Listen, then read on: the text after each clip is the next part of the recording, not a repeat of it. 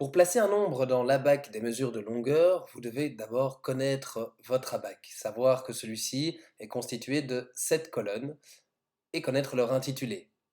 Dans la colonne centrale, nous mettrons l'unité de mesure de longueur de référence, à savoir le mètre.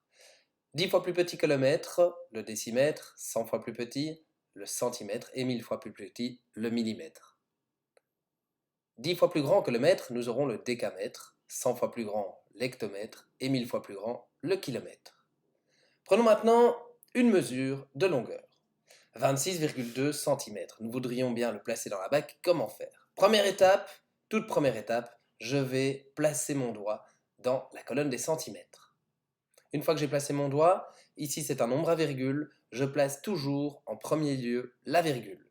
Une fois que la virgule est placée, c'est facile, vous n'avez plus qu'à placer les nombres, un chiffre par case. Prenons un deuxième exemple, par exemple 0,07 décamètres. Je veux le placer dans mon abac. Je place d'abord mon doigt dans la colonne des décamètres. Je place ensuite la virgule, toujours à droite. Et je place ensuite mes nombres.